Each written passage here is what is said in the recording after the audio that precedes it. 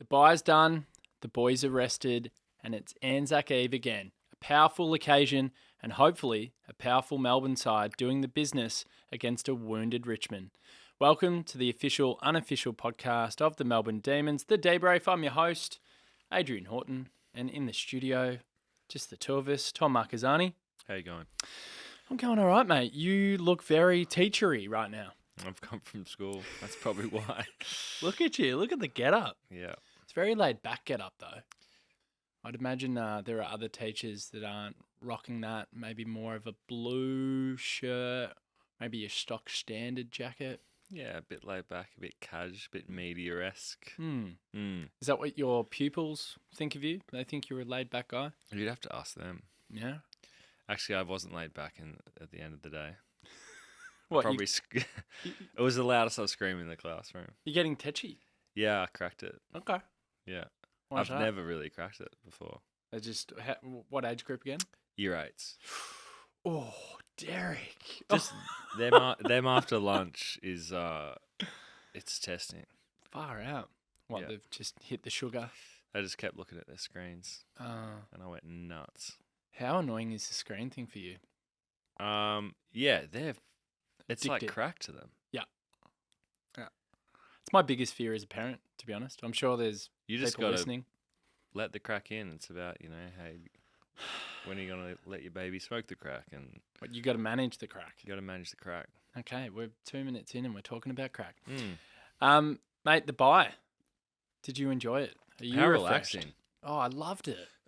So, Loved it. we do tip-in at work and every recess and lunch, if you have the time, we all sit around, we do a quiz, usually chill out and talk about the tip-in. And anyway, everyone was talking about their teams over the weekend, and there's a few North supporters in the office actually, which is pretty dire. Did you say few? There's a few. Are we talking 3 plus? Yeah. Wow. Yeah, there's a good 3 that sit within the 12 people where we kind of which is crazy, right? 25% Yeah, yeah, are North. yeah. What are the rest of them? There's always a few pies, aren't there? There's a few pies. Yeah. Dons? Any Dons? Scattered, but in my immediate area. No? There's never D's, is there? You're the only one. The principal's actually a D. Oh, that's huge. That's how I got the job. It's double points. Yeah, but the North, God, I know. it's really funny. It's kind of like looking at like a past self, the way they're talking about their team and just how defeated they are. It's funny. And how it rubs off on Yeah. you as a person and how you kind of... Well, we can relate. Especially when you have that's the a difference. late Arvo game on a Sunday, right? And so on the Monday, it's still so raw. Yeah. But We can yeah. relate, though. Yeah, and I always pump them up. Oh. I'm just like, embrace the darkness. Like Yeah. these, I'll be like, these are almost your best years. Well, we've spoken about it a lot. Mm. Like winning games, going to the bull ring, and then kicking on afterwards as if you'd won flag is one of the greater experiences. With that being said, I have tipped them this week against the Crows at Blundstone Arena. Oh! They have to win eventually. Yeah, I know that. I was almost going to go there myself, but then I didn't, just because I said this to my father-in-law. It's the Blundstone effect for me. I know that. I can feel that. But I was sitting there watching Hawthorn North with him, and then he eventually changed it over to the F1 when it started to go right for North. And we both said to each other, they actually might not win a game. Mm. You say that about every club every year, though. I know. But I think there's a genuine chance they might not win a game, which is so scary. I know. I think it's actually quite obvious, but the loss of Mackay is just, and Huge. it's really just, they've just got no one down there. Yeah, agree. And there was a time when Frawley left for us. Yeah. There was that kind of time as well. When you don't have one or two big boys down in defence, it's hard. I love that we've just had a bye, and the thing we're talking about is how dire it is at North Melbourne. Yeah, well, I mean, we can sympathise. Yeah, I know. I hope everyone listening understands. Like, it is like looking at our former selves back in the day. Speaking to a friend in the office as well, who's a North fan, I think The Harley Reid though is just like the salt I in know. the wound that is so open and it's like bleeding. They can't stop the flow, and it's like why did you win that game against the Suns in the last round? I was watching it at he the looks. time. Yeah, he looks freaking unbelievable. Looks fucking crazy, man. I'm watching Eagles games at the moment just to see him. But Mm.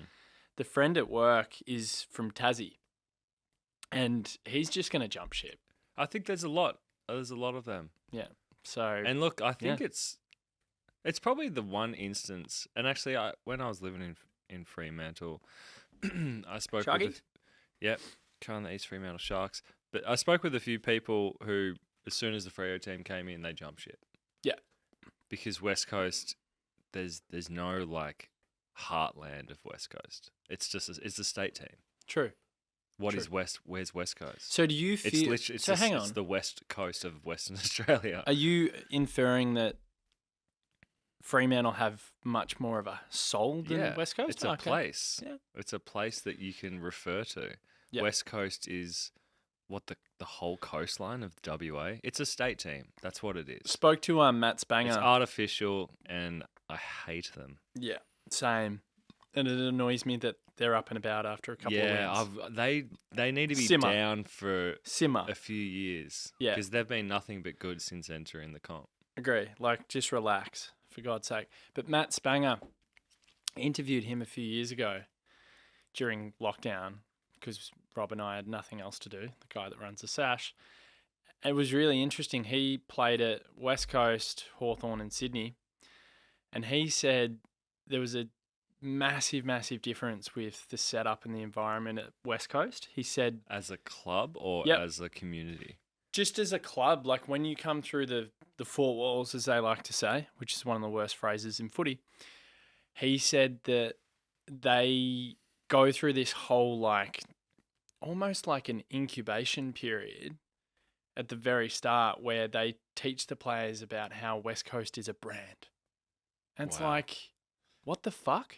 You're a football club, but they feel like they're this massive institution and they're a little bit different to everyone. And look, they are massive. They're huge. They're probably the biggest club in terms of like And Collingwood. in terms of Agree. supporters. Totally agree. I reckon they've got members like they're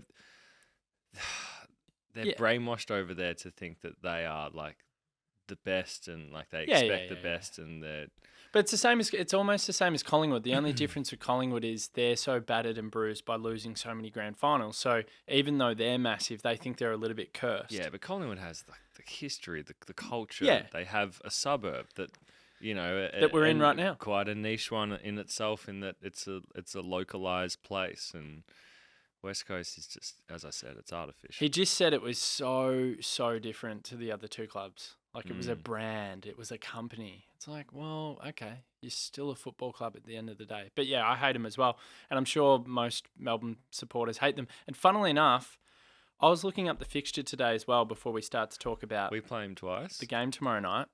Well, we do play them twice. And the game where we play them is the same day or the same weekend because they haven't released the times and days for the last part of the fixture, that my second child is coming. Right. And I think I've spoken to you about this. And I think we even made a pact when we were over there in 2018 and we lost the prelim. And we said to each other, because our experience was so awful that day. It was tough. We said, when the AFL finally fixture us against West Coast at the G, we're going to be fucking animals. Yep. Like, I will never forget. The way that we copped it. It was disgraceful. Yeah. But I'm going to miss it. And it's weirdly one of the fixtures I was looking forward to the most this season, just purely because of the fact that we haven't welcomed the West Coast fans to our stadium. But I hope, call to arms, like don't go over the line. But when we get to that game, I hope the Melbourne supporters give them a bit of mongrel bastard because they were so bad. It's the worst sporting experience I've had in my entire life. And I've been to some European football games, for God's sake. And they've been pretty helter-skelter and pretty, like, hectic. It was pretty full on. It was the worst. I remember they were chanting MCG when they when they knew they'd won, which was 5 minutes into the game, pretty much. Oh, God. Anyway, nice handball, Geordie. Yeah, thanks, I didn't mate. ask him about that. When If we Rich played, interviewed we him. would have won. We played Joel. Who? We played Joel. Anzac Day. So the clash tomorrow night, commemorating the fallen soldiers, being very appreciative and thankful for those men and women that are currently serving. Just want to make mention of it again, like we do every single season on this show before we play this special occasion.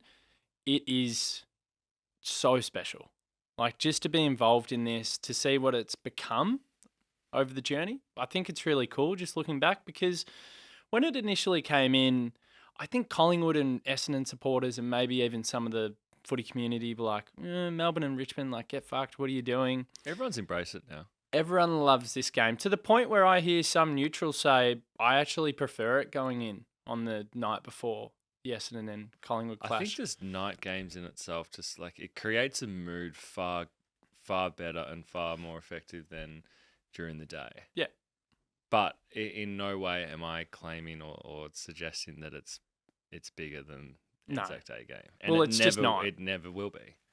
The only way it could ever be is if both Melbourne and Richmond had sustained success. They were competing up the very top. I just still think. If Melbourne Collingwood plummeted, Melbourne Collingwood. If Melbourne and Essendon plummeted, yeah, but I think even never know. I think regardless of ladder positions, that day just somehow it yeah. Okay, first versus second. The big stage. And look, the fact that they're two big clubs, yes, Richmond are a big club. They are. We're big-ish. Yeah. You know? I've done this before. I've got us in and around 7th or 8th. Yeah. In terms of size. So like we're Not never bad. getting 90 plus to that game, are we? We will never be a top 5 club in my No. lifetime. I No. don't think. I think there's a clear We 5. we're just not there. We could get to 6. And the clear 5 is West Coast, Collingwood, Richmond, Carlton, Essendon. And then it's Hawthorn, Geelong, Melbourne, Adelaide, blah. Fair? We could get to 6. And if we get to 6, that's a great result. I think it's important to appreciate where we'd come from. Yeah. With our kind of membership drive and all that. I think I had us at one point, if you want to rank from biggest to smallest, and I do it off vibe. Like some people are like, we've got this amount of members. And I'm like, that's not how you do it. I think I had us... Go the Dennis Denudo. Yeah. I think I had us about 12th or 13th. And now I think in the last period of time when we've come good roos into Goodwin, I think we've gone up 4 or 5 rungs. That's where I think we sit. Still don't really front up though, which is my point in that, the Anzac Day cops 90. They get 90. Yeah. Every time. I don't actually know what they're expecting tomorrow night, but I think it'll be in the vicinity of 70, 75. That's my gut feel. Yeah. It wouldn't surprise me if it's worse than that, Really? honestly. Really? Whose home game is it? Richmond. Okay. That's Better good. chance. And the fact that, it's Yeah. unfortunate for the game. I mean, it's fortunate for us and our chances of winning, which is, for me, it's 95%. Or we're not losing this game. 95%. There's 5%. Yeah, things can go awry for sure. We can go into some 5% later. But for the spectacle of the game, it does suck a bit that they have so many injuries, and it just won't be great for the people who don't go for Melbourne. Maybe. And that sounds really confident, but the stock that they have out is just like... Write them off at your own peril. What? Lynch, Bolter, Okay, so they've Taranto, Hopper. No, so Grimes and Hopper are confirmed. They'll be back. Oh, that's fine. Which is big for them. And then this is it. Jaden Short, Noah Bolter, Dion Prestia, Tom Lynch, Tim Taranto. And then these guys are fringish, although Jack Ross plays most weeks. Yeah, I've already heard enough. And then it's Josh Gibkiss and Judson Clark. Yeah, So- Gibbs, yeah, I'll give you that. But like I feel like he hasn't really settled in. The poor bastard. So do the comparison then, Marca. Who's Jaden Short for us? Like a Salem? Or maybe even better than that? Someone who's like McVee, but Rivers. But Short's more important to them than what Rivers is for us. Okay. Noah Bolter. Lever or May? Well, he's been playing forward, centre half forward. We But can't- yeah. Well, we can't call him Petty we can't call him Petty. because he's been awful. He's been. Yeah, we'll call him May then. Okay. Dion Prestia, Viney, Yeah. Tom Lynch. Ben Brown. We don't have a Tom Lynch. We don't have a Tom Lynch. We haven't had a Tom Lynch for, I don't know, ever. So that's why it's a massive out Yeah. because he's so He's gone. pivotal for them. Tim Taranto, Sparrow. Yeah. Yeah. Yeah? Yeah. Although he's more important for them. Yeah, and he's probably better than Sparrow. He's way more important for them. Yeah. So for them, it could be like them losing a Clary or a track. For them it is, yes. For them. But we would never compare Taranto to... For them. Yeah. Okay. All right. Well, we've settled on that. I mean, the big thing about tomorrow night as well for me is just how inexperienced they are. So I'm actually going to go through, maybe read a few names that played in the loss against West Coast. I'm going to fumble and stumble my way through a few of these, but I had a look earlier. Tom Brown in the back pocket for Richmond. The journo. Yeah. See, Who's Tom Brown? I tip West Coast that game. And I feel like a dickhead for not tipping them. Ben Miller, we've seen him a little bit. Yeah. Tyler Young, I don't know who he is. Yeah. I mean, it's a whole changing of the guard for them. Yeah, but then this works for them, I guess. Broad, Rioli, Vlosten. Yeah, we're used to that. And, Yeah. they're all good players. Really good players. Vlosten's a gun. Yep, and then you got McIntosh on the wing, Jack Graham, Hugo Ralph Smith. Yeah. Yep. And then a few other no-name-ish players here, except for the last line in their forward line that was named. Seth Campbell. Yeah, a few of these are kind of made-up names, aren't they? Ryan Mansell, we've seen him a bit. Have we? I have. Okay. Maurice Rioli's playing well. Yeah. He's a good player. Lafau as well. Oh, The yeah, Islander boy. Can't forget Laflau. And then Shai Bolton and Dusty. Yeah. Gun. Love. I reckon- Treasures of the game. Shai Bolton. He played one of his best games ever against us. Yeah. He almost kind of got I them told over him the at the line. cafe I go to. I've said that before. I had to just tell him. Yeah. He was just waiting for his coffee. I was waiting for my coffee. I fucking never do this. I mean, it's a 97% rule. I've only ever really done it, and very few times in my life where I've gone, I just need to say something to this person. Mm. I just had, and it was just before the season started. I think it was. So it was this year? No, it was Richmond Carlton last year. Okay. First game. And he was just waiting, and I just said, mate, are you pumped for tomorrow? Because it's the first game. Mm. He was like, brother, can't wait. And I was like, yeah, mate. I'm like, I'll be rooting for you. I'm like, I hate Carlton. And he's like, yeah, so do I. And then I just said, I'm a big D's fan, but you are, hands down, one of my single favourite non-Melbourne players. And he goes, I appreciate that. And that's all I wanted to say. He's having a great year. I love him. I absolutely love him. And look, as a Melbourne supporter, if there's anything to get down and see, I don't know how many games that you're going to go see Richmond, but this could be the last time that you see Dusty live. True. We don't know that. Could go Gold Coast. Considering, yeah, he could. But, how many times are you going to see him play at the G for Gold Coast? True. Could be in a granny and he might win a Norm. but Greatest season of all time. Dusty Martin. 2017. Yeah. Yeah. And he's going to have a statue. It's crazy to think out of the people that, in our, let's say the last 15 years is our generation in terms of Buddy gets a statue. Buddy's he'll have one at the SCG. Yeah. Dusty will have one at the G. Yeah. I can't think of anyone else. No. Unless they give Joel Selwood gets one at GMHBA. Ablett. Gary. Yeah. Where? Gold Coast. Metricon. At Goldfinger. The first statue at Metricon. Yeah. Don't mind that. I'm just trying to think who else deserves a statue. There's statues. There's not many statues. Could Max get a statue if we get another flag? I don't reckon. Max isn't statue worthy. That's how crazy it is. This is a good debate. That's how crazy it is to get him. First of all, there's not enough bronze on this planet to make one of, Max. This is hilarious. Considering they're about a 1.5 size scale. Jim up. deserved one, and Jim's got one. Yeah, Jim's story is also like unique and. It's amazing. But Melbourne, we have lots of bars named after us, Melbourne players. If at the G you have a bit of a leg up if you're a Richmond or Collingwood or Melbourne player, typically because of how much we play there. Pendles won't get one. It's not a statue worthy. I mean, he's about to get 10,000 disposals, which is mental, and crazy. like his longevity and consistency is nuts. But for me, if you're going to get a statue, there has to be you have to have a bit of dynamic about you.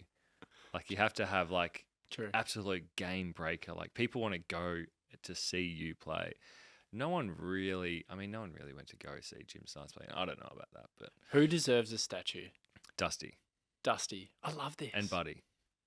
Okay, so Dusty and Buddy. And then I think there's like heaps of room for debate, like beyond that. And for me personally, I think Gary Ablett Jr. should get one because he's the best that I've seen. Okay, so Gary Ablett Jr. Yeah. Dusty, Buddy. For me, the next three statues. Yeah, well, that's for our generation. There's still Plugger and Care, but like, I think in terms of personal life, things can sometimes affect you with statues. So maybe they wouldn't. I don't know. Who was the last one to get? I think Kevin Bartlett could have been the last one to get one. Last one to get a statue. 400 games. But if you're thinking about it, 7 in a granny. He's got a pretty good resume. True. If you're thinking about it that way, then there are a lot of players from 90s, early 2000s. There's so many. Like, who else potentially deserves a statue during that time? I mean... Dunstall just became a legend. Statue? There's a potential statue there. Kicked a few goals. What was it? 1284 or something stupid. I'll just read out a few more names. So, Nankervis and Liam Baker, we know them. And then Thomas Dow is named on ball. This was against West Coast a couple of weeks back. And then McCullough, he's that high draft pick. Oh, yeah, is he? Cool. He actually looks exciting. Oh, yeah. Marlon Pickett and... I just want to talk about statues the whole show. Jacob Kaczynski, and that was their team. Yeah. Yeah. Just don't give... Do you know what? Don't give an inexperienced team a sniff. For sure. And it's the simplest thing to say, but just do it, Melbourne. Don't start slow. Don't give them a sniff because... But even if it's confidence. Yeah. Even if they kind of jumped us and got 4 goals on the board or something like that, like in the first, I'd still be confident that we could absorb that and just... They did last year. And then grind away and just put them away. And do you remember last year? Yeah. They did. They got us. They were all over a second. We were close-ish enough at halftime. Clary kicked the goal on the 3/4 time siren to get it back to, I think, just a goal. And Rue had a really good last quarter. 2 points. And then Rue had a shocker until last, and he just went berserk, kick 3. Yeah. That could happen again if we don't punish early. Yeah. So punish early. I think we're gonna come out pretty well fresh. Well, we should, especially given. I mean, the way that the fixture has panned out. It's just luck, isn't it? About who you play and what round you play them. And, luck is... It's so crazy how much luck plays in this game. I'll take Brisbane as an example for this week. The luck that they have after coming off a loss to Geelong, okay, and now they're coming up against a red-hot Giants. Lost some personnel. The luck that's involved within that potentially they're not going to have Hogan, Daniels, Taylor, Green. This the Caniglio. I'm tipping Brisbane. I've already tipped them. Yeah.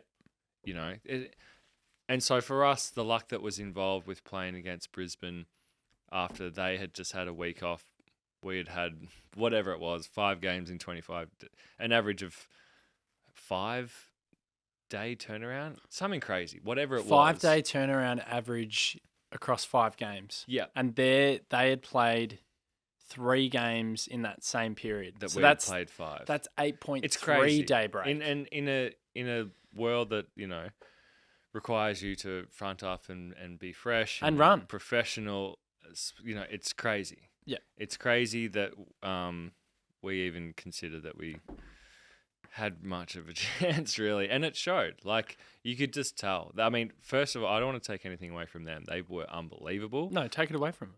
Yeah, actually, fuck them. We were gassed. Yeah. We watched couldn't it move. punt roads. It was like, yeah, it was kind of laughable. Like, we literally, yeah, it was like watching blokes with bricks in their shoes. But we just accepted it. So when I came around to punt road, spent the third quarter with you guys, you sometimes, even though I love being on the wing and where we are at M48, sometimes it's actually really difficult to get a gauge on how they're spreading from the contest. Yeah. Because you're behind the goals. You sometimes see the goals before they happen back there, don't you? Yeah, you do. And the thing that was so evident was how many Brisbane players were getting to contests and outnumbering us. They were just on, and we were just like... But it was quicksand. It was like Jack Viney looked the slowest I've ever seen him in my life.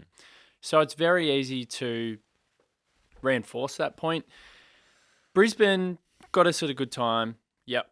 Saints, 3 games, 11 days, gassed it against Doggies. Another example. And then the other example I enjoyed over the weekend that makes me feel less anxious about what we saw against Brisbane and putting most of it, it's easy to say most of it, but a lot of it, all of it, fuck it, was down to fatigue and fitness, was Collingwood and Sydney and the way that they just completely and utterly overwhelmed Port and the Suns. They both came off a bye. And it was like Collingwood in that first half, it was like they'd forgotten how to play footy and it took them a quarter and a half and they're like, oh shit, you know, we're out of rhythm. In saying that, Port came out and were amazing as well, though. Yeah, but they found rhythm. But Port had a spell up until that point?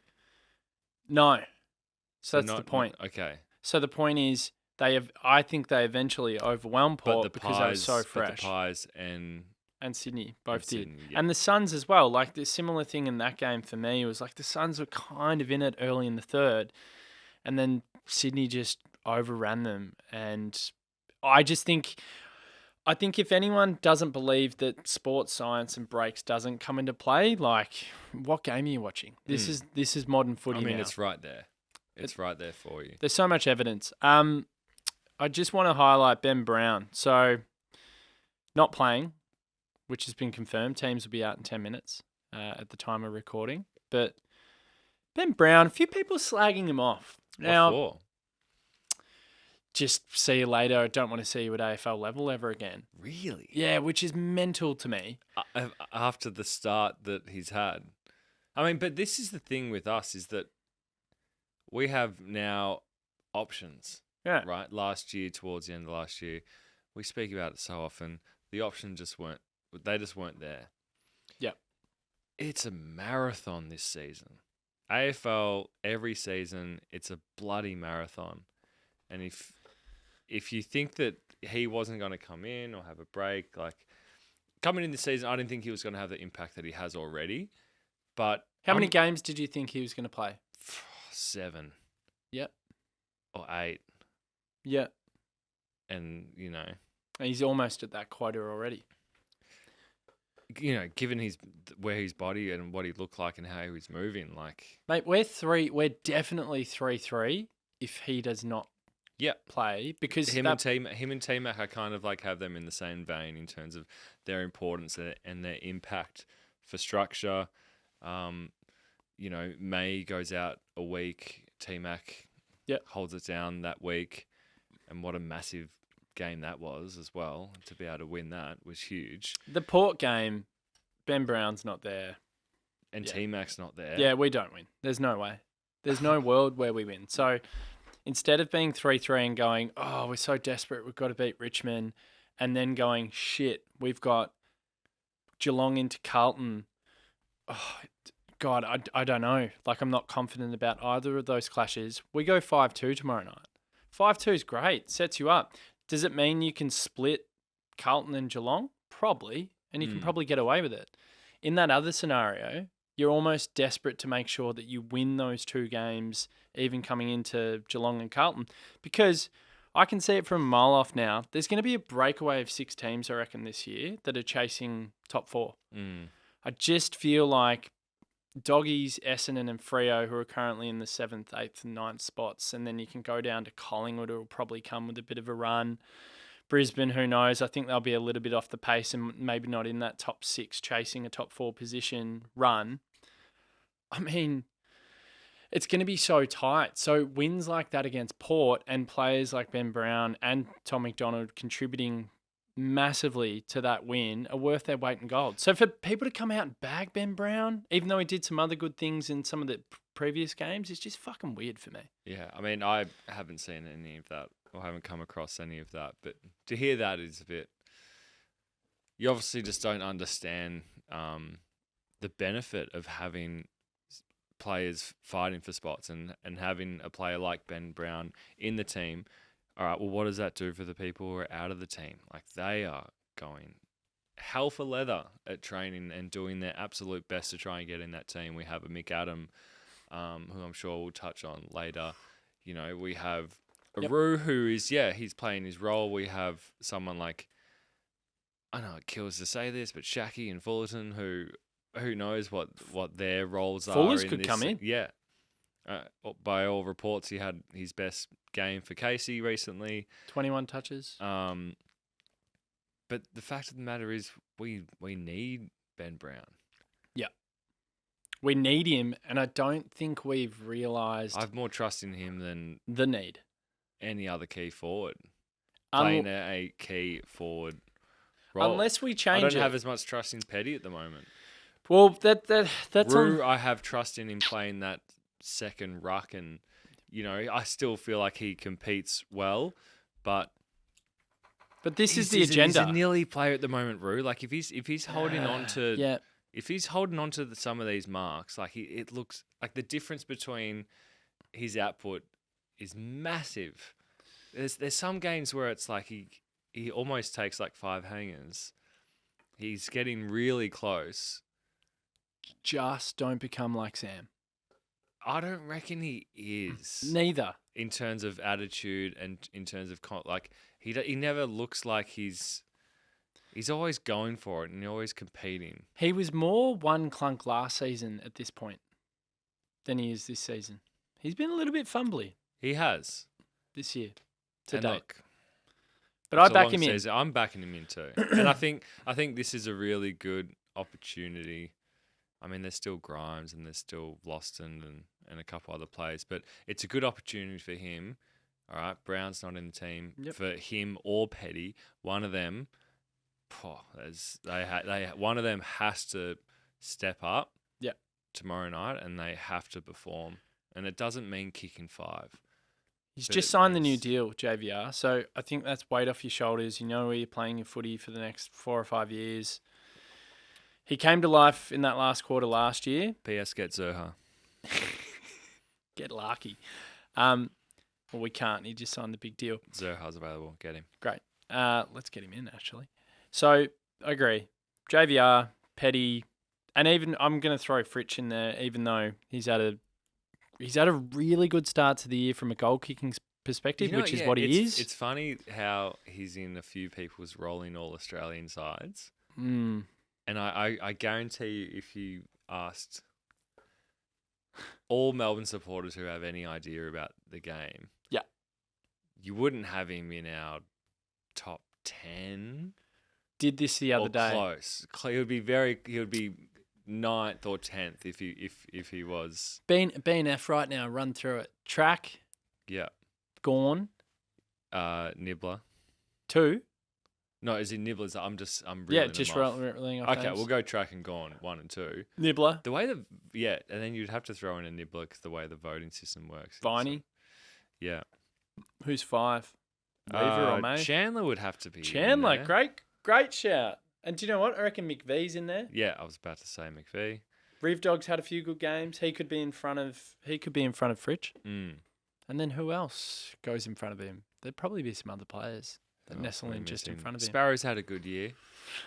Slow. I feel like those grunt kind of players, like in-house voting and clubhouse voting always kind of differs to say you Brownlow or you.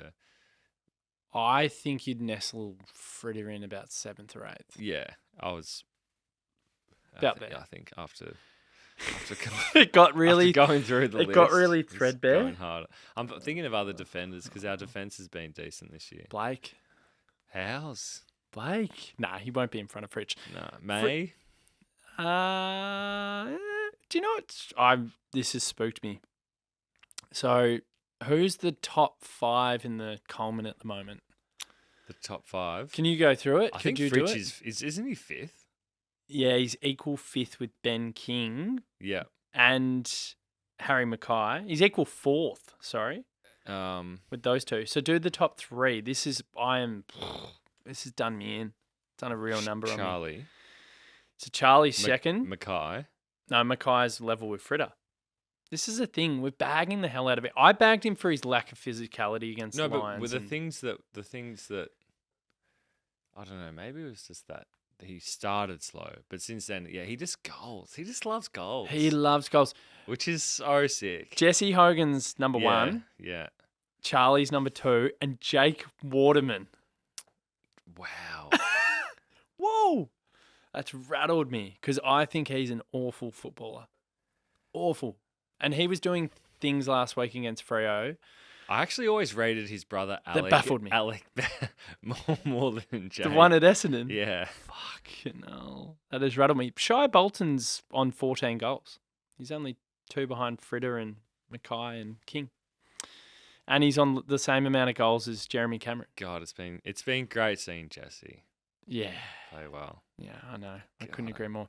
JVR, Petty, Fritter, get it done. But also just don't revert to the bombing it in high and long. Make sure you use the angles. We'll probably score in transition a lot. I reckon both teams will just set up to counter-attack. I mean, it's Uze against McQualter, essentially. Sorry, Goody. But like it is, isn't it? He'll be on the bench. But it's like bums. It's like IP versus IP, because it's what Uze has extracted from Melbourne, and it's what McQualter has brought across from Richmond. What do you do in that scenario? Like, do you still just play your game and go, oh well, he knows the way we play. Who gives a shit? Yeah, I mean, there's knowing how you play, but then it's also having the personnel who have the ability to execute it. Yeah, and Track is someone who I can't remember the last time he played two poor games in a row. Us as a club, very rarely, in the last 5 years, play 2 bad games in a row. Yep. And yeah, we did off the top of this game mention about fatigue, and that's a factor. After this week off, and there's actually I'm throwing Clary on notice as well. And I don't know if that's a club decision about playing him when probably he shouldn't have been playing. Club. I'm bagging club. I'm just not sure what the benefit was of having him out there. Yeah. Is it a fitness thing? With Clary? Yeah. Goody spoke about it today. What did he say? He just said we had made a decision when he hurt his finger. Yeah. That we're going to push him through and play him until the bye. Okay. I think it's on club and coaching. It's on fitness staff. Why are you playing him? He was obviously hampered. It's a stupid decision. Clary's not going to say no. If they go, Clary, you're not playing. Oh, absolutely. Like, he's just going to... You get your match bonus. You get in your match bonus. But like, I just can't really fathom in a profession. And then the other thing is, I'm not sure who would come in. True. But yeah, I can't really fathom in a professional landscape as the AFL. Lockie Hunter could have come in. No thanks. You know he's going to get game soon. Who's coming out? Probably Billings. Billings needs to lift. Now, if Billings can't get it done on the G again, where he loves it, against Richmond, depleted Richmond, on a freshen up after a bye, I've got big concerns for him. Like, he's clearly the 22, 23 that's on chopping block at the moment. I'll back him in. Just because... Just because you don't want to see I'll Lockie. back him in. You just don't want to see Lockie. No. The teams are in, by the way, as I try and multitask and Is Lockie in? put another post up. Lockie? Nah, Lockie's not in. You could. Do you know what? Let's change it up. You can do it for a change. I'm doing the teams, am I? You're doing the teams. You do the teams. Take us through. What are your thoughts? I actually think a crazy thing that they're doing, and my mail was probably right today. Disco will likely play forward tomorrow night, which is huge for Ben Brown. Right. So he played there for Casey last week. But what's he? It's rattled you. So I don't know. I don't know Turner's background in terms of his juniors. Aubrey boy wouldn't have a clue. Don't know. Like, was he a key forward? I actually can't remember. But they've swung him forward, and he looked pretty good at Casey. And this is where we've got to with tall forward options. Like, we're just throwing fucking mud at the wall. However, I think we could eventually get to a model. This is where we want to speak about McAdam. Oh, yes, okay. I was just about to bring him up. Where we've got McAdam, Petty, JVR, Fritter, Cos, and Nibbler. Chandler can be the high half forward that swaps in and goes up the wing and whatever. That's his 7. Fullerton doesn't get his chance, which is really disappointing for him.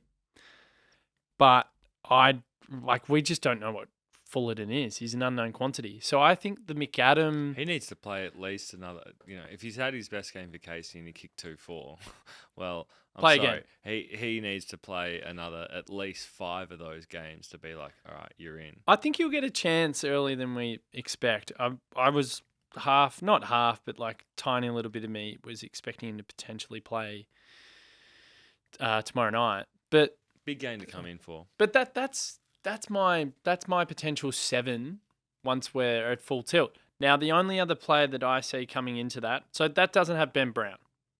I'm not including him in that. The only reason why I'm not including him after giving him a pump up, which is weird, is just the biggest queries of the body and whether we can actually get him through to the end of the season. And I feel like if he's fit and he's moving well.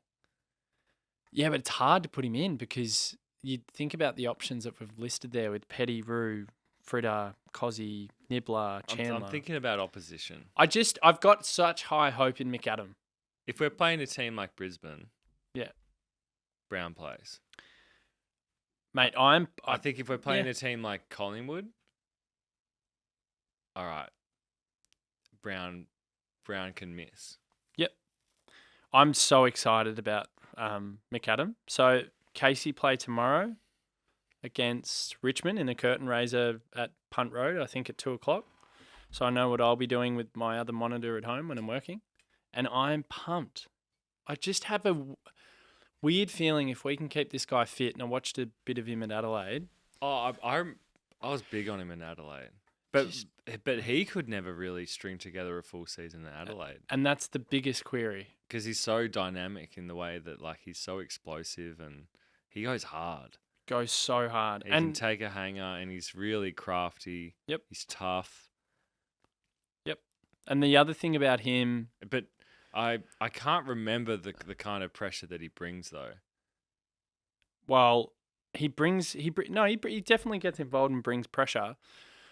The one thing that got spoken about when we drafted him was Melbourne did the whole Moneyball thing where they're trying to just add, I don't know, someone to our forward line that is clinical and proficient in scoring. So his score involvements per possessions were huge. Some of the best you could ever see in the comp for a medium-sized forward. So Melbourne just went and basically potentially ran the data and said, we just want to get the guy that gets involved in scoring chains as much as possible in our forward half. And they came up with him.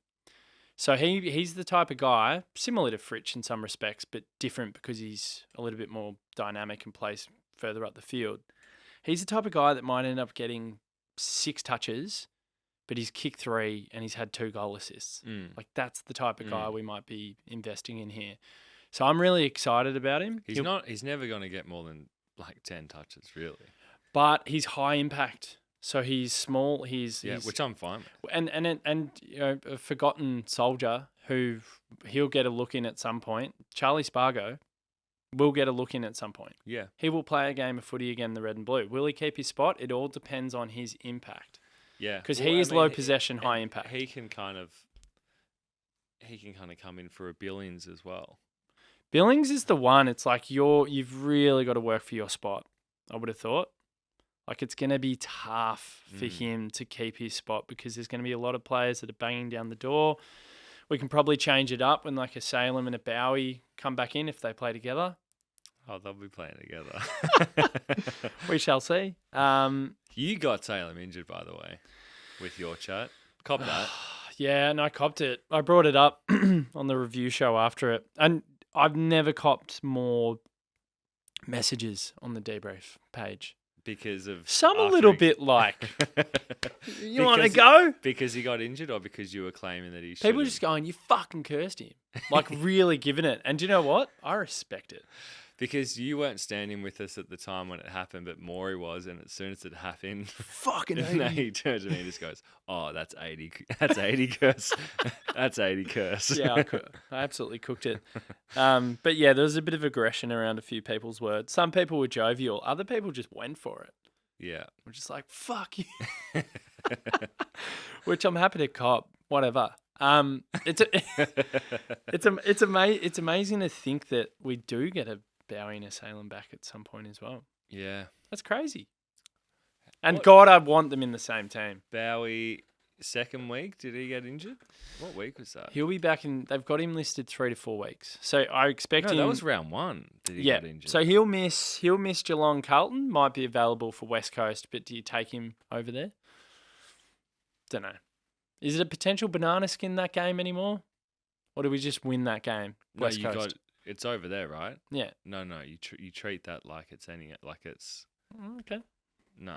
Okay. Because it's. Do you think they're competitive again? Well, they've got to fit McGovern. They've got to fit. Barris has always been pretty fit, but like, how hard would it be to have been, the key defender in that defense the last 2 years? Yo's finally fit. True. Callie's fit. True.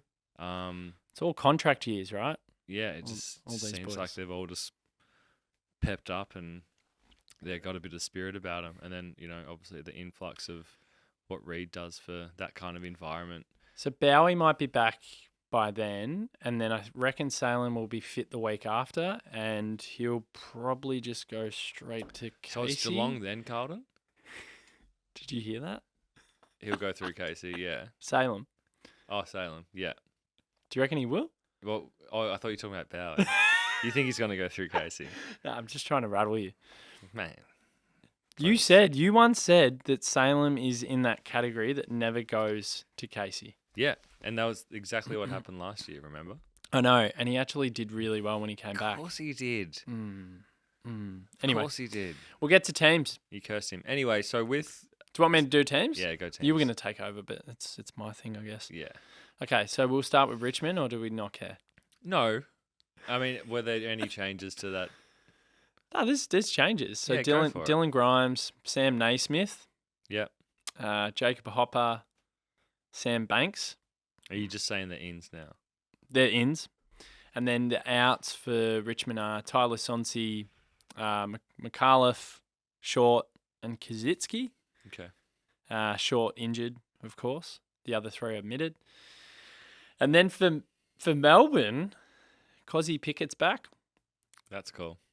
Which is huge, and we'll speak about Cozzy in a bit more detail soon because he's so important to us.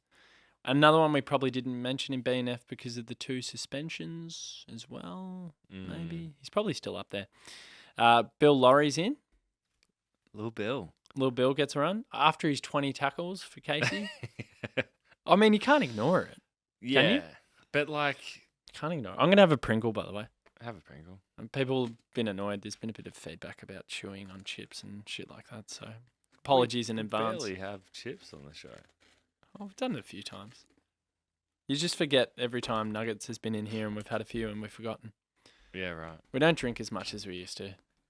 No, we're a bit older and more responsible. Are we? No. So Bill's in. Lil Bill. Turner. Okay. So Disco, which you love. And then Colton goes out. Salem injured. And Benny Brown's been omitted. Weird thing about Benny Brown, there was someone who went down to training during work hours. Definitely wasn't me. And Ben Brown, I got told, was just walking around aimlessly, not really getting involved in many drills. I've got him as omitted. Mm. So my mail from the person that was down at training during work hours, it seems a little bit off because I thought he's being managed or rested, but it says he's omitted. Does it matter? I don't think it does. And I don't think Ben Brown is the kind of person to kind of change his behaviour dramatically if he was to be omitted. True. That's just my guess. That doesn't mean that. Yeah, that's my my observations. Ben Brown is like a really strong character, and he wouldn't be someone to like kick the grass and sulk. Yeah, thanks to that person that went down to training as well and relayed that information to me. Colton showed a couple of bit of fire, but what a tough introduction to the game on a night like that. Yeah, the worst. Like, that's the hardest game you could ever come into. Yeah. You got a desperate Brisbane playing for top 4 hopes, not season, top 4 hopes. Been bashed from pillar to post. Everyone telling them they're not what they once were. They can't win the flag. Like, it was so set up for them. Yeah. I did feel sorry for Colt at times, just with the pressure game that they were bringing. Yeah, he kind of got a bit lost in the game when it started, didn't he? Baptism of fire for him, and actually not the worst thing in the world, because now he knows, like, fuck, that's the level. That's the benchmark. Running through our team, you love the balance. So Rivers, May, McDonald on the fullback line, halfback line, Howes, Lever, McVee, centre line, Langdon, Petrarca, Billings. Wish that was Lockie. Half forward line, Cade Chandler, Van Rooyen, Cozzy Pickett. Full forward line, Neil Bullen, Fritsch, Petty, and then followers. And this is where we love this. Gawn, Viney, Oliver. Yeah, that's cool. Bench? Caleb, Lil Bill, Tommy Sparrow, Taj, which is big because he'll probably, I think he gets his chance and Bill will probably be the sub, I'm thinking. That would be fair. And then Daniel Turner, Disco named on the bench as well. Marty Hoare in emergency with Colton and Benny Brown, which again, I'm mystified by that with Ben Brown, but who cares? Move on. Who's the sub then? Lil Bill, Taj, or Danny Turner, because obviously Windsor and Sparrow will play. And I know it doesn't work like that. You can pick people in the 18 that are named on the field. It has to be Wowie or Bill, right? Which one?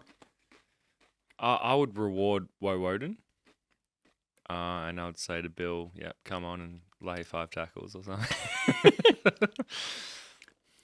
Bill's a weird one for me because I just don't like. We saw a few little spurts from him at the back end of last year. Sydney game in particular. It's a game where if he was to play full, he could play well, and you're like, oh yeah.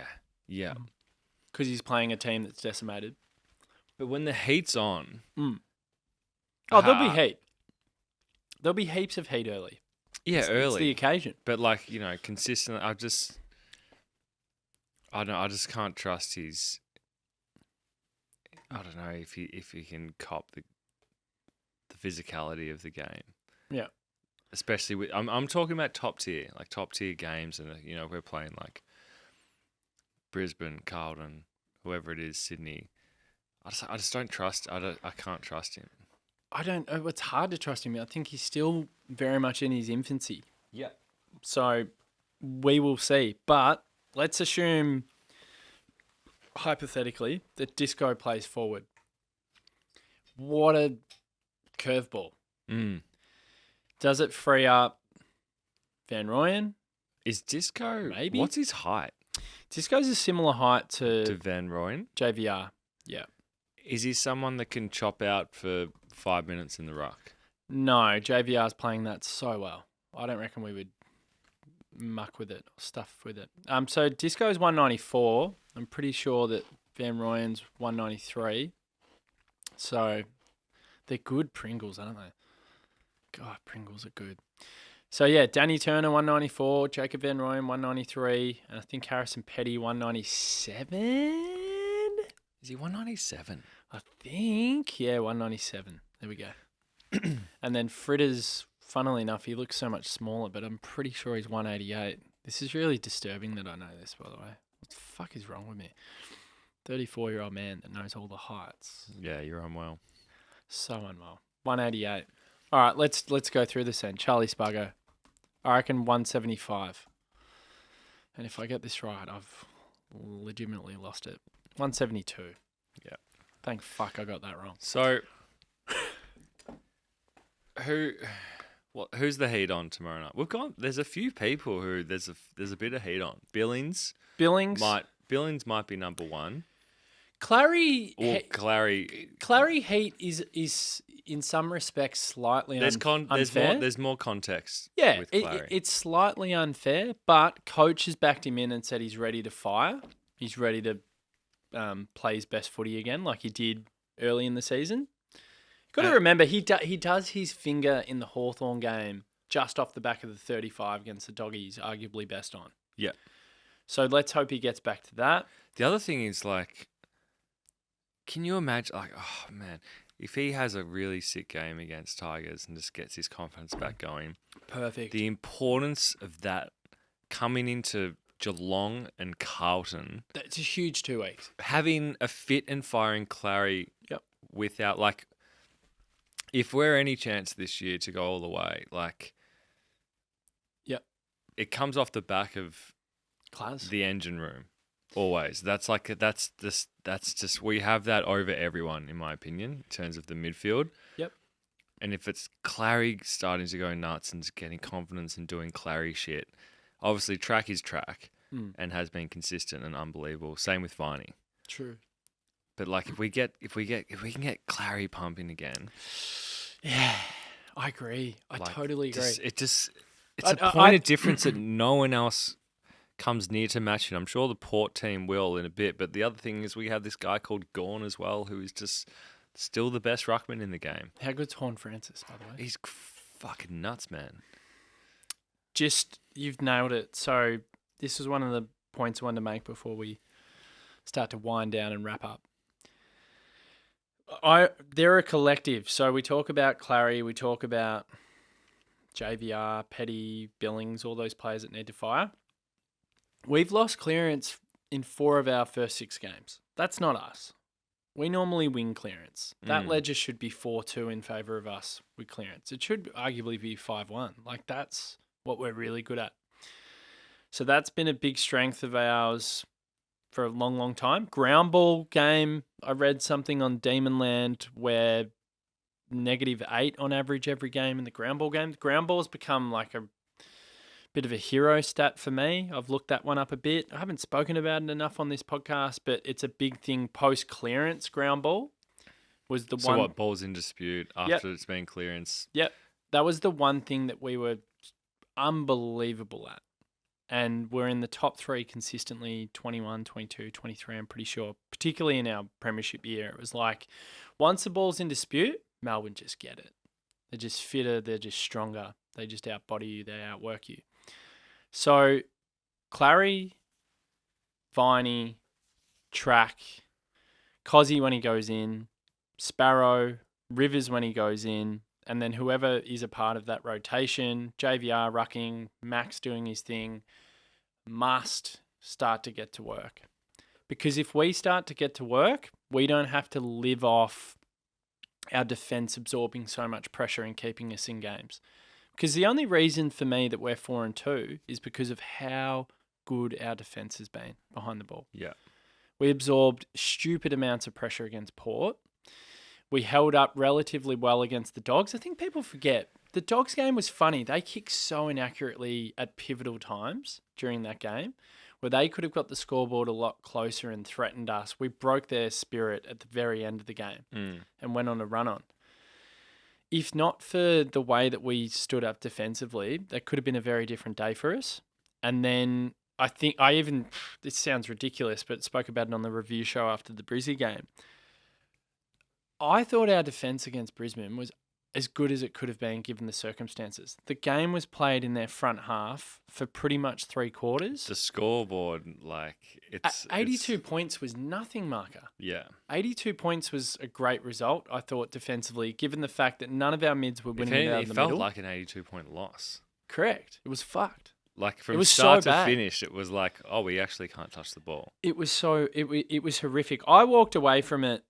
People are going, oh, it's great that we kicked a few late and we only lost by 22 points. I walked away from it going, that's a 50, 60, 70-point loss in my books. Oh, it's just from start to finish, it was an absolute pantsing. So I thought for the defence to only concede 82 points, given how good Brisbane were and they trapped it in our front half, was a big tick for them. So that's why I'm putting it on the agenda. We often just sit here and talk about how good Max has been over the years, going for a 7th All-Australian. How good Jack Viney is. He's the toughest player in the competition. How good Track is. Blah, blah, blah. Like, we laud these guys, but... With reason. But, yes. However, they actually haven't got going yet when you look at it. Like, holistically, they actually haven't got going. As a complete entity, yep. Yeah, I'll give you that. But together, individually, some have, gone, I'm the man for this week. Yeah. And that's great, but... As a team of, I don't know, 6 players, 4 that regularly run there and then 2 that rotate through there, or 3 that rotate there, we haven't got going. Yeah, this is an opportunity this week and build confidence, continuity, win clearance, smash clearance. Yeah, we have to dominate all factors this week for mine because the following 2 weeks, and I will look ahead because we should win this game tomorrow night. Big time. Absolutely, we should win this it well. Game. Yeah. Because the following 2 weeks, it's just mental. We can get on top of Geelong, and I'd love to be the first team to beat them. I want Geelong to beat Carlton, so we can be the first team to beat them. Yeah, I can see. I've tipped Carlton. I've tipped Geelong. Right. I just think bridge too far for Carlton with their outs, and I think who are their outs? Well, they've got Chera, McGovern, Sard. There's a few others. Are they going to be out for us? I think 1 or 2 might be back. That'd be fucking right. For us? Beat him at their best. Yeah, it's a point. We've got Carlton. Mate, that semi-final. Yeah, but we've got Carlton. 9-17. But you mentioned before about the importance of our midfield firing. They've got to get going. No more importance than those 2 weeks because... If we get smashed in clearances, we're coming up against Tom Hawkins, Jeremy Cameron, Charlie Curnow, Harry Mackay. They're almost the 4 biggest bloody key forwards in the game at the moment. Yeah. So if you get smashed in the clearance, that's how Carlton stay relevant. Last week, I tipped him because Taylor was out. I tipped the Blues. Yeah, I tipped GWS. And, Giants were kind of on top of him a bit. Blues have this kind of burst. They just get it in quickly. And if you get it in quickly enough, Charlie's going to hurt you. And we hate that. And if Charlie doesn't hurt you, Harry's going to hurt you. It's the reason they are what they are is because of those 2 blokes. Yeah, 100%. Yes, obviously Wiedering and he's a freak and Cripper is so important and Walsh is an absolute gun. But the reason they're relevant is because of those big blokes up forward. Huge 3 games. So Richmond, I think you're right. So God, imagine if we had a Curnow. Yeah, it'd be a completely different story. I think people instead of going Melbourne, it's actually fucked. No, it's true because a lot of people are going Melbourne are my 3rd, 4th, 5th seed for flag. We're in and around that mark because we're playing people like Turner up forward. Exactly. It's what an incredible. No shade midfield. on Turner, he could become something, but Yeah. Let's be real. And it's, okay, they're playing Van Rooyen, third year. He's still got a long way to go. They're transforming Petty from defender into forward. Like, it's pretty obvious why people aren't penciling us in that top 3 bracket for the most part. We're the slight outsider at the moment because of what we've got forward of the ball. But this is the thing, and Collingwood proved this. We can be dynamic in other ways, but that's as long as your midfield is firing and everything else is firing. Have to be firing. If you get it in there enough and in your own kind of way that works for you, then it can complement players like a Fritter, like a Mick Adam, if he comes in and does what he does. But that's obviously why, Cozzy. And it's like, good luck defending those 3 players alone. That's why I'm so excited. I love the sound of those guys playing together. Cozzy, McAdam, and Fritsch. Complementing each other. And then you got a Chandler who it's like... Don't forget him. Yeah, I'm not. I'm telling you right now. Chade. I've started calling him Chade. Nah, it's Chin. Sorry, Chin. Chin's such a sick nickname. Chin's pretty good. So Richmond, lay down a marker, get yourselves in the right frame of mind, have a big win all those key stats that you spoke about, get your clearance game going, get all the Rolls-Royce midfielders up and about, and string together your 5th win in a row against the Tigers. So start to build those records that were once the records that we're on the other side of back in the day. I think we have the 5th longest streak. And I think in the AFL. Against who? Have a guess. 5th longest streak against a team? This is the current streaks that are going on. Okay, against a team. Against a team. This isn't 5th longest of all time. Probably North? St Kilda? No. Is it? It's not Richmond? No. What? They can't be Essendon. They beat us last year. It can't be Geelong either. It makes sense. Hawthorn. No. It makes sense. It will make sense when you hear Suns. it. Yeah. Okay. So what is it? 7 or 8 in a row? 10 in a row? I think it's 8 or 9. 8 or 9. Okay. So we're building streaks. So Streaks. We can build another streak. So we can build. But that's not a streak you want against the Suns. No. But I just like the fact that against the Tigers, okay, we've got 5 on you now. All right, we roll into it next year. We go, all right, we'll go 6 and 7, and suddenly you're double digits. It's good. We used to be on the other side, and I used to hate it. Like the St Kilda one was 17. The North one was crazy. Fuck. The Marvel streak was like 25 losses in a row. It's unbelievable. Huge 3 games. So the Geelong one, I've got more confidence in us winning it because 10-day break versus 7-day break. Make of that what you will. We've spoken about that in some detail.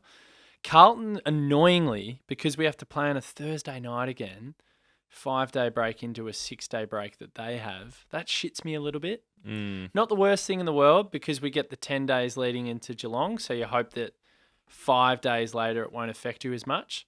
But just the sheer fact that Carlton get an extra day, but they've only got 6. I mean, I'm probably looking into it too much, but there's a few factors at play there. I think having an extra 3 days on Geelong could serve you well. It really could. And the only other thing I wanted to speak about before we go out is Cozzy. So Cozzy's back. Cozzy let us down. And I think Cozzy likes the bright lights of the MCG on Anzac Eve. Big game, I reckon. And a lot of people like to throw Cozzy in their predictions and say, oh, he's going to kick 4 or 5. And he looked like he was going to kick 5 or 6 against Hawthorn. He had 3 up until half-time earlier in the season. Is this finally the game where we get hanger and a proper bag of goals? Yeah, He's on the precipice. This year he's looked more consistent throughout games more than ever. When he's playing. Yeah. When he's playing. Yeah. So he's missed 2 of the 5. He's missed 2. And guess what happened both of those games? We didn't miss him against Brisbane as much as we missed him against Sydney. But still, we lost. Polish, but think about the polish of having someone in the humid conditions against Sydney. Yeah, oh mate, I know. But unfortunate for him. You know, the game, it's always changing, but like it's changed in a way where things are scrutinized that was a mere just like mishap, you know, in the past, and I still think that it was that was minimum contact. That wasn't. Yeah, it was on the edge. But and you know, in years gone by, Cozzy wouldn't have gone for the smother initially. He would have just gone for the player. So he is adapting, but you know, there are still things to be done in that space, and it's the simplest argument for me. The AFL are freaking out about potential lawsuits in the future, so it's just become soft. Yeah, that's it. Yeah, Maynard got to play in the grand final. King's birthday is going to be mental. They're up and about now as well. I can't, like, by all means, if we can get through this period. Oh, I want to get him in the finals. I want to see him in the finals again. Oh. I want to see them in the finals, and I want to see Carlton in the finals. I want to get one of them. Okay, we don't do 1 week at a time. And I'll cop a loss against them, but if I want to see either of those teams in the finals, whatever it is, I want them. Yeah. I want Carlton and I want Collingwood. I want them at their best. Collingwood qualifying final, Carlton prelim, Sydney grand final win. That's my ultimate, because I hate Sydney. But for me, for grand final, I would prefer to win an all Victorian grand final. I don't care about that stuff. I do. I was born in New South Wales. No, but for me, I So who do you want? Do you want Carlton or Collingwood? Either of them. I would love a Carlton, actually. Yeah? A Carlton D's grand final. Oh, It's God. funny. I saw Curry the other day. Yeah. He was in my street. I'm staying at the in-laws. And he's with his new partner. And I wound down the window and I yelled out to him. And he's like, fuck, who's this? And I said, g'day, Curry. We spoke a bit of soccer. And then at the very end, brought up the Blues. And I go, yeah, we got you in a couple of weeks. And he was so smug. Yeah, no, he's been smug. He's adamant that they're winning the grand final this year. Couldn't have been more smug. And I was like, righto, mate. No worries. What did he say? I just said, yeah, and we got you in a few weeks. And he's like, yeah, whatever, mate. I was like, fuck off, Kerr. But yeah, they're smug. Yeah. That's why I want them. I'll put it to you then. Richmond, Bankit, Geelong, Carlton. What's your prediction? Let's look ahead. It could set us up. I think we take care of Geelong. Yeah, I've got a feeling we do as well. It's at the G. Yeah. You know, even last year, like, we played quite poorly, but there was still a moment where we could have snatched that win. Could have pinched it. Yeah. We could have pinched it. Terribly cold night in Geelong. Beautiful conditions. We're playing at the G. It's like, welcome back. Yeah. It's good to see you back at the G. Remember the last time we were at the G together? You remember that game? I sure as hell do. Sam Wiedemann, right? So come back to where we play footy, right? And typically where they win flags and win finals. But welcome. And win most of the time. Welcome back. It's good to have you back in the home away season. They'll be like, we play here every third, fourth week. It's like, I don't care, but you haven't... And we normally win, guys. I don't care. You rarely play us here. And we've had to come down to your piece of shit of a city and stadium and, like, let's go. So for me... Mordor. That has to be a win. Carlton. For that reason. Is Carlton the potential loss? Is it a loss? We'll have to see what plays out in the next couple of weeks. For sure, but if we're predicting from here, regardless of what I think of us and I just think we're a better team than them. But they're fans and everything, and it's almost flip of the coin. Curry. The last few games we've had with one another, it's been mental. Yeah, I know. They've been the craziest games ever. Track liar on the line. So for me, you have to say it's a flip of the coin, right? Yeah. I think what we've given ourselves, and this is why I don't like people bashing the likes of Ben Brown, is we've given ourselves the potential. We don't ever want to drop any game. That's a but we've given ourselves the potential of splitting those two. That's all we've given ourselves before we then go and play West Coast. That's it. So then you're still very much in a rock solid, strong position to springboard from post West Coast, because you bank West Coast, you bank Richmond, and then if you can split Geelong or Carlton, great. If you win them both, the belief starts to skyrocket, and you start going, okay, this is fair income. I can feel it. Get Melksham back in end of year. Who knows? Mick Adams starts flying for hangers. Shows Cozzy how it's done as well. So we'll see. When does Mick Adams come in? Does he come in for one of those games? I reckon he comes in for Geelong if he plays well for Casey. So I'll be watching him at my monitor tomorrow. It's that quick. Come in. At 2 o'clock tomorrow, when Casey Demons play Richmond, there will be no work done after 2 o'clock. He'll do a hammy. Yeah, there'll be a post up. He's done his hammy in the first quarter. No, if he plays well, I reckon you put him in. And the other reason why you put him in, Marca, is it's 10 days to the Geelong game. It's such tricky matchups for us if you play against us with Mick Adam, with Fridge. It's like, okay, Cozzy. Henry probably has to go to a Fridge. Yeah. Oh, we're looking ahead. Derek, you got another hour? We should just do it now. He's nodding. Prediction for tomorrow. Give us your bog. Give us your margin. Yes, that's what we do. I lost my train of thought. Best on ground. I mean, in the Anzac spirit, yeah, it's hard to go by the guy who, I guess, emulates everything that is. I know where you're going here. Yeah. He won it last year. Yeah, and he'll win it again. The Checker Hughes medal as well. We need to remember that. Yep. Which is And what's the fun fact on Checker Hughes, Adrian? Checker Hughes was the man who coached Melbourne back in the day, in the 30s. Yep. Yep. And he said to the players at a huddle, whether it be quarter time, half time, 3/4 time, stop playing like flowers, start playing like demons. And then it stuck from there. So that's the reason why we're the Demons. Am I right? Yeah, we were the red legs. We're the red legs, which I don't mind. And we were the fuchsias, which is a type of flower. Yeah, but why would you want to be a flower? Yeah. Unless you're Robbie Flower.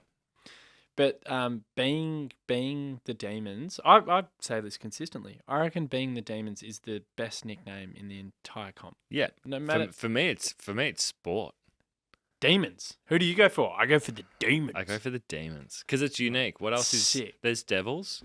New Jersey Devils. Yeah. NHL. Yeah. Kingo goes for him. Does he? He actually does, and he loves them. Oh, no doubt. And he watches them religiously. But yeah, imagine anyway, being the Saints. So my like, what are you? My predico, yeah, Derek. Like, what are you? Note. The Saints, Derek. It's just weird. Too nice. Yeah. I think Derek was asleep. We just woke him up. Fair enough. I think he actually was asleep. So yeah, best on Sorry, ground D-man. is going to be Viney. But please do a podcast with him. Trust me, he doesn't sleep during the day. He only sleeps at night. If you want a podcast during the day for your business, go to Castaway Studios. I was checking the teams on my phone. Oh, yeah. Yeah, sure. Just Disco Turner. Yeah. Prediction. Viney is going to be best on. Okay, yep. And it's going to be 37-point victory. 37. Are you happy with that? I mean, yeah. I'll take 37, yeah. Absolutely, I'll take 37. I'm going to take more. Usually I would take more, but considering the night, True. there's a bit of context around the margin. A few Pringles here as we head out. Okay. I'm going to go something left of field. So I'm going to go with Cade Chandler for Checker Hughes. Chin. I just think Chin. No, I think Chin will never get that nickname going. It's deplorable. I think Chin will just have a game where he might kick 4 and have 20 disposals, 10 tackles, channel his inner Bill Laurie. And, yeah, I don't know. I'm big, I like it. big I mean, on Cade. I've gone a generic, but Going it's generic's easy. it is. It's just so hard to go by our big 4 or 5. He might need to kick 5 to win it. But I'm going to put him down for 4. And he's going to go berserk. Just got a feeling about Cade at the moment. How many points? 55. Yeah, big win. I think 3/4 time, up by 20 odd. Game's kind of done. You can tell Richmond are like, oh, fuck, I don't know if we can keep doing this. And then we just put the foot on the gas. We're just more experienced, more mature. We can last for longer, and we'll just run over the top of them. So I don't know, my prediction is we might end up having a 6-1 goal last quarter, and we end up winning by 9 or 10 goals. But they'll be in it because of the occasion. And I think they'll always, nearly every time we play them, always be in it early. Like, and early is first quarter, it's level pegging. Half time, it's minimal margin. It's under 10 points. And then bang, bang. And then it starts to break open a little bit. And then what generally comes into play is just the more experienced, stronger and fitter team runs away. They're just way too inexperienced. They need to have... Oh, mate, you ran through those names. It's like... They need to have lady luck as well. So they need a few big guns to go down for Melbourne, in my opinion. Shai Bolton, Nick Floston, Liam Baker, probably the 3 that I'm looking at. If they have massive games, they might actually get a jump on us. Yep. And sustain it. But then it just falls apart when you continue to go down that list. So the doomsday scenario is if we found a way to lose to that side on paper, it would be an absolute nightmare and capitulation, and all the headlines would be about, I don't know about this Melbourne anymore. But I just can't see it. The only thing that could have saved them, and I'm pretty sure it's not going to happen, is wet weather. And that was it.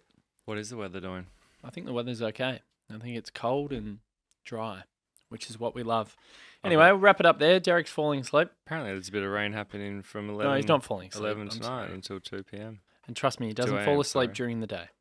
So if you want a podcast from Castaway Studios, Oh, it's getting colder coming up. hit him up. He won't fall asleep during the day. He might fall asleep during the night, but that's when he does his pleb recordings. So it's okay. So it's all good. Rightio, well. Man, that was awesome. That was really good. I feel like obviously Adzi brings a lot, but I feel like we covered him. Yeah. What's his predico? 110? Well, 110's, I think that's a bit low for him. He would have gone for a 180 tonight, I reckon. If you're going 50s. Anyway, I'm chewing. We're hitting the Pringles. I apologise. Review content. I'll be up at 5 a.m. the next day, on Thursday, watching Liverpool, because I'm a psycho. And I'll write Who were they playing? Everton. Huge. Derby. Massive. I hate the Toffees. So I'll write the play ratings. I'll record them and get them up by about 9 a.m. the day after the game. So for all the premium subscribers, you'll get to feast on that. And then Friday is Robbo's Rundown. So Robbo's back on again for all the Primo members. Right. And doing a review show with Benny Lee and Caden McDonald on Friday Arvo. So then I get all the content done and everyone gets to listen to it over the course of the weekend. And then next week, it'll be big. Is Azzy in? Yeah, I'm pretty sure he's in. And he's in for a big game. Because let's say Geelong win that clash against Carlton. Be the first team that knocks them off. All eyes will be watching. So looking forward to that one.